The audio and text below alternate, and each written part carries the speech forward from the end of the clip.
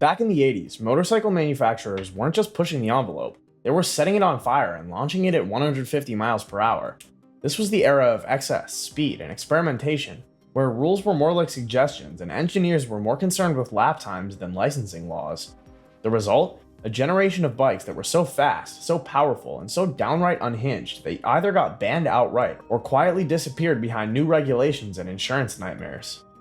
In fact, the bike at the top spot on this list was basically a MotoGP race bike that was allowed on the streets. It was simply insane, so get your mind ready to be blown. Here are 10 80s motorcycles that were so fast they got banned or pushed out of existence. Number 10. If you ever wanted to see the 80s go out with a bang, the Yamaha FZR1000 was basically a missile with mirrors. I mean, this thing was outrageous for 1987. Yamaha didn't just build a superbike, they built something that made people question the laws of physics and maybe their life insurance policy. So, the FZR1000 came out swinging with a 989cc inline-4 engine pushing a whopping 145 horsepower. That might not sound like much today when we're used to bikes putting down 200 plus on the dyno, but back then, that was like strapping yourself to a jet. This beast could hit around 168 miles per hour, and the way it delivered power was brutally linear. Thanks to Yamaha's revolutionary 5-valve per cylinder Genesis head, it pulled hard, really hard, and it kept pulling until you either ran out of road, nerve, or both. What made the FZR1000 stand out wasn't just its speed, it was how refined that speed felt. The frame was aluminum, the brakes were strong for the era, and the suspension setup made it actually corner well. It wasn't just a fast, straight-line machine, it was a legit sport bike that could dance. That's what scared people. Now let's talk about why this thing was too fast for its time. Back then, many cars barely broke 90 miles per hour, but this bike was out here doing nearly 170. Riders weren't prepared, police departments weren't happy, and insurance companies started sweating. Some countries actually slapped restrictions on import models or created categories of licensing that made bikes like the FZR harder to get your hands on. Also, let's be real, in the wrong hands, this bike was a catastrophe waiting to happen.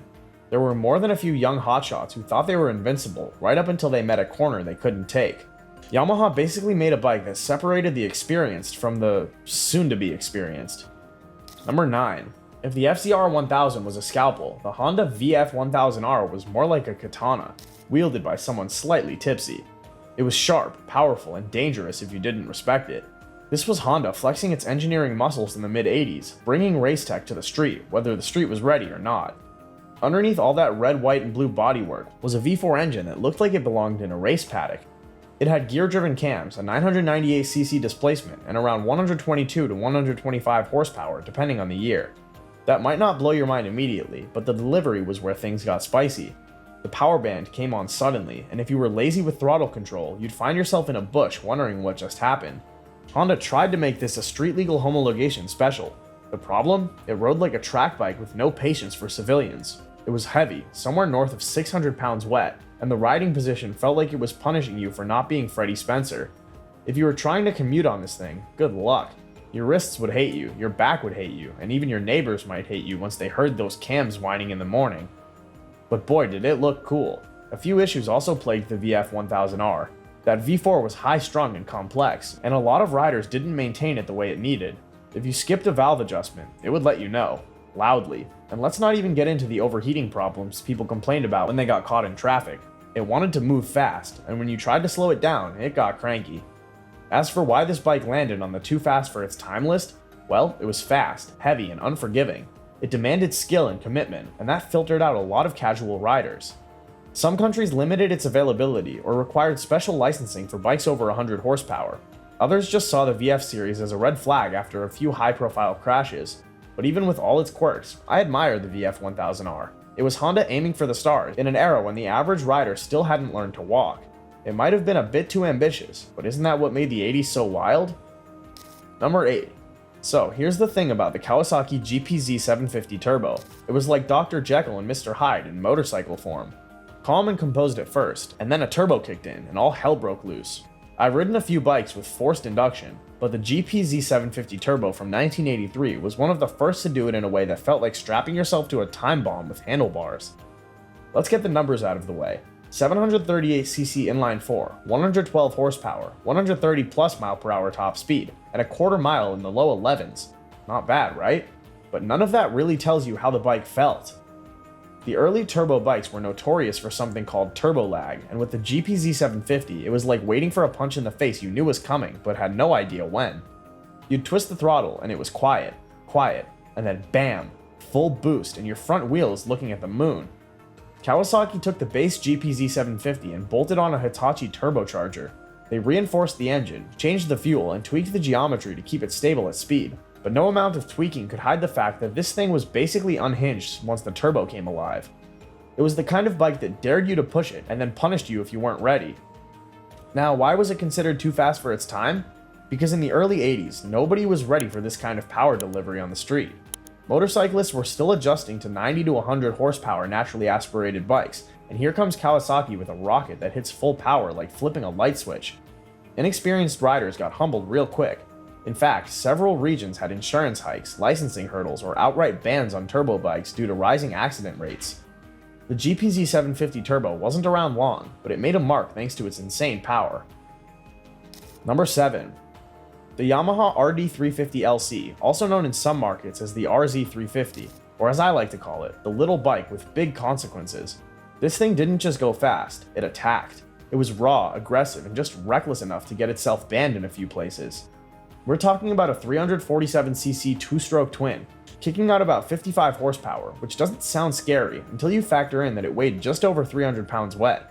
That's like putting a rocket engine on a BMX bike.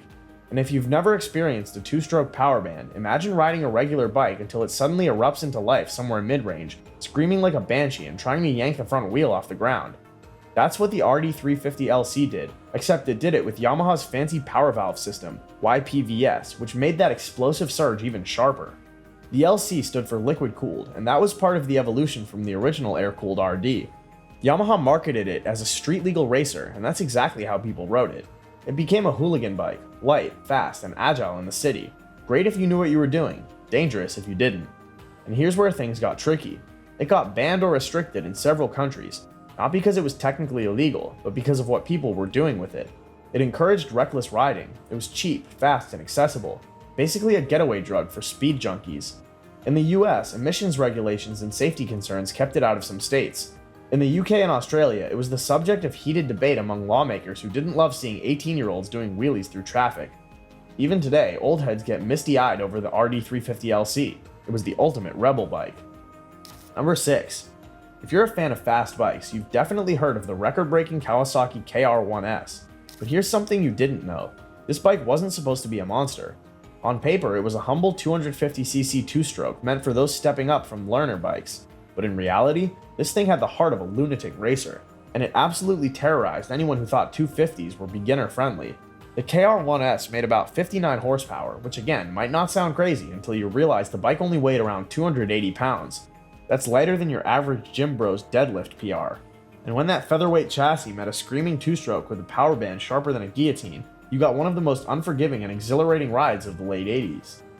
It could do 0 to 60 in under 4 seconds, with a top speed of 135. That's faster than many 600cc bikes from the same era. And because it was so light and nimble, it didn't just go fast, it felt faster than bikes twice its size. But here's the twist. Because it was so twitchy, and because riders treated it like a toy, accidents happened. A lot. The KR1S demanded precision. If you missed your shift point, if your throttle hand got twitchy mid-corner, or if you panicked in traffic, the bike let you know you messed up, immediately and sometimes painfully.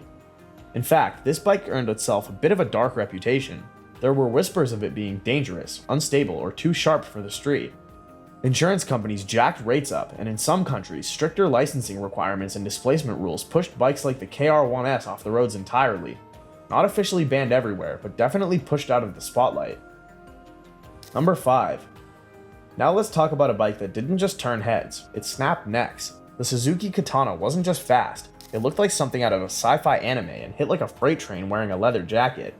Launched in 1981, the GSX 1100S Katana was Suzuki's way of telling the world, we're not here to play.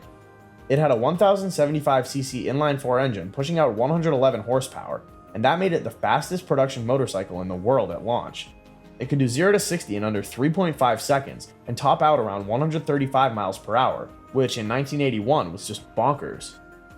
But the speed wasn't even the first thing people noticed, it was the design. That angular dagger-like bodywork was designed by a German firm, Target Design, and it looked like a futuristic weapon. Riders were either in love or totally confused. It was so ahead of its time that some countries literally balked at its aggressive stance and raw performance. But here's where things got spicy. Despite being marketed as a sports tourer, the Katana didn't exactly pamper you. The ergonomics were aggressive, the ride was firm, and if you didn't respect the throttle, it would chew you up and spit you out. Combine that with early 80s tires, brakes, and suspension, and suddenly you had a rocket that wanted to go fast but didn't always feel like stopping. Governments noticed, insurance companies noticed, riders unfortunately noticed too, usually after a low side or a high side. In some places, horsepower caps and licensing limits made bikes like the Katana impossible to register or ridiculously expensive to insure. It wasn't banned outright everywhere, but it was certainly discouraged in several markets. Still, for many of us, the Katana was the bike. It wasn't just fast, it was bold. It helped reshape what a performance bike could look like and ride like. Number 4. The name Tomcat wasn't just for flair, this bike was straight up wild. Kawasaki's Ninja ZX-10, known as the Tomcat, was the 1988 successor to the GPZ900R, and it didn't come to play, it came to dominate. This beast packed a 997cc inline-4 engine, delivering a nasty 135 horsepower and a top speed right around 165. In the late 80s, that kind of speed wasn't just fast, it was borderline reckless. Kawasaki took the already blistering GPZ900R platform, refined it with better aerodynamics, stiffer suspension, and a stronger frame, then cranked the performance dial to 11.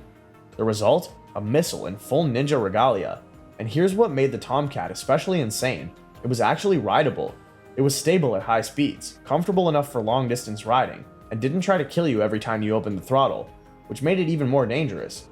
Because now every rider with a checkbook and a dream could walk into a dealership and walk out with a legit 160 plus mph superbike. And governments weren't thrilled about it. In fact, Japan started clamping down on the horsepower in domestic markets shortly after bikes like the ZX-10 appeared. Insurance premiums shot up, and certain regions in Europe and the US threw more licensing hurdles at riders who wanted to go over 100 horsepower. The writing was on the wall. This class of bike was going to get regulated, hard. The Tomcat, though, still holds a special place in my heart. It had the attitude of a back alley brawler with the smoothness of a grand tourer. Number 3. This right here is the bike that started it all. The GPZ900R Ninja was Kawasaki's mic drop moment. Released in '84, it was the first bike to wear the Ninja badge, and it didn't just live up to the hype, it created the hype. And let me tell you, for 1984, this thing might as well have been from another planet. It had a 908cc liquid-cooled inline-4 that put down 115 horsepower, which made it the first production bike to crack 150 miles per hour. That's right, 150 miles per hour in 1984. Just to give you context, most cars on the road at the time couldn't even dream of touching 100. The GPZ900R left everything in the dust, including its own shadow. What made it so special was the combination of cutting-edge engineering and sheer confidence. It had a perimeter frame, low center of gravity, and slick aerodynamic bodywork that made it feel like it was slicing through air rather than pushing it aside. It was fast, yes, but it also handled beautifully. That's what made it dangerous. It gave you the illusion of control, even when you were dancing with disaster. Unsurprisingly, people got carried away. Newbies hopped on these thinking they could handle just another 900, only to find themselves in over their heads. Some countries started limiting what kind of license you needed to ride a bike over 750cc. Others introduced horsepower caps. And yes, the GPZ900R was absolutely one of the reasons those restrictions showed up. But here's what really cements its legacy. It starred in Top Gun. When Maverick pulled up on that black Ninja, he didn't just look cool, he was cool. That one scene did more for motorcycle sales than half the dealerships in America. The problem was that it also convinced a generation of riders they could pull off the same stunts, and that led to more than a few high-speed mishaps.